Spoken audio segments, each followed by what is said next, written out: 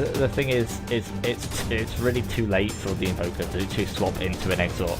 He actually might be able to pick up the kill here. There is no mana for the Flame Guard. This will be your first blood solo onto the Invoker, and the next Prophet wants to TP into the mid, has the Ghost Walk, but straight into the Sentry Ward, and they don't know. They are going to run straight into him, and the Invoker is now outside the Sentry Ward. Does use the just right click, and will be able to be picked up by the Storm Spirit. Get out of this fight, and a nice tornado, but the Ember Spirit just come in with the Stone Chains, and they should be able to pick off the Invoker. The Storm Spirit does have the last bit of health, and it might be able to get off the Warlock. We'll be able to pick off the Warlock, getting a double kill for the Storm Spirit, and that is going to be a second kill for ASR. Special Spirit onto the Medusa and the Echo Slam to smack her into the ground, and they are going to follow up. Actually, no, the Storm Spirit is out of mana, and the Kill Switch offering is going to land on 3 heroes.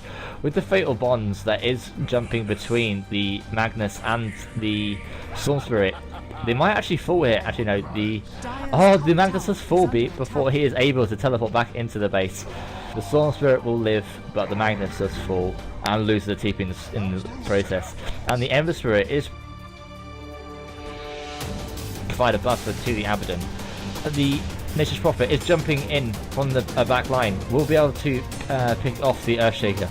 The Invoker now is just creaming through the players of ASR, and only the Magnus and the Ember Spirit do end up living.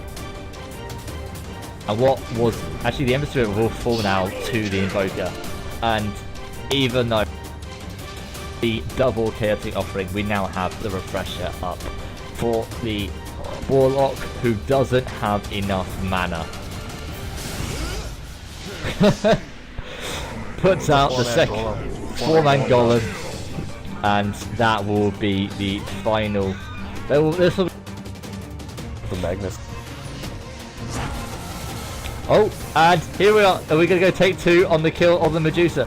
The Ice Blast will not land, and the Stone Gaze will be enough to set them up. The Invoker does come off to pick off the Ancient Apparition, and this was actually a big pickoff, but it's whether or not they can actually. I think the problem is it's too late.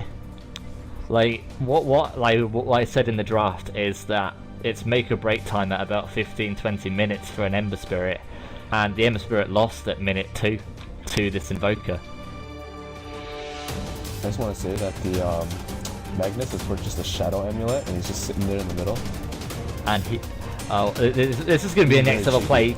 The does only RP onto the Warlock, and the Warlock will be in a desperate struggle with the Magnus, but the double chaotic offering too much for the Magnus to handle, and he just Shadow Amulets away and says, "I am no more. You cannot see me. I am the immortal."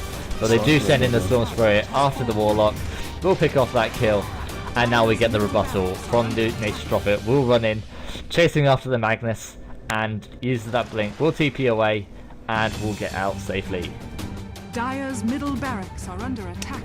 Meanwhile, the Storm Spirit is going on a mosey off onto the God knows where, and we'll see what the Invoker really wants to do.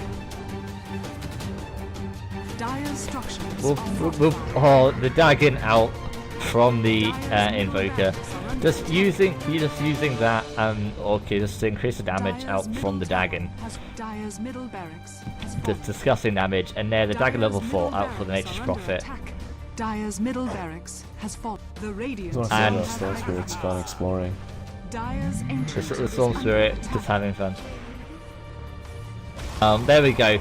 There is the GG coming out of ASR, and it will be 0Respect, who will take obviously the 1-1 game. And if I'm not mistaken,